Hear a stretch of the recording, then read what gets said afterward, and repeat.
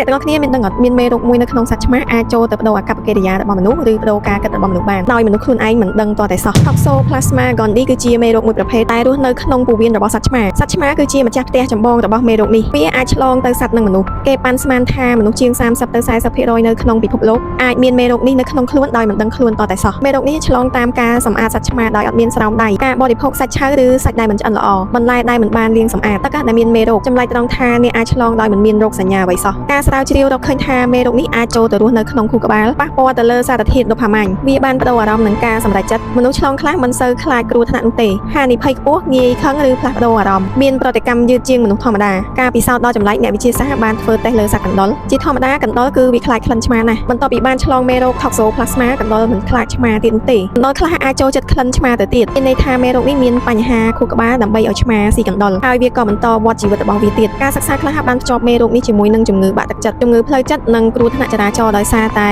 ប្រតិកម្មយឺតមិនមានន័យថាអ្នកឆ្លងអ្នកនឹងឈួតនោះទេប៉ុន្តែវាអាចបដូរអ្វីម្យ៉ាងនៅក្នុងខួរក្បាលរបស់យើងយ៉ាងស្ងៀមស្ងាត់នេះបង្ហាញថាមនុស្សមិនមែនជាម្ចាស់ការគិតរបស់ខ្លួនឯង 100% នោះទេនៅក្នុងពិភពលោកយើងនេះមិនមែនមានតែផ្នែកដែលមើលឃើញអ្វីៗនោះទេមានអ្វីម្យ៉ាងទៀតដែលរស់នៅក្នុងខួរក្បាលរបស់យើងដែលវាកំពុងបញ្ជាយើងហើយយើងមិនដឹងខ្លួនទាល់តែសោះសូមកុំភ្លេចជួយ follow និង subscribe បើសិនជាអ្នកទាំងអស់គ្នាចង់ដឹងរឿងរ៉ាវជុំវិញពិភពលោក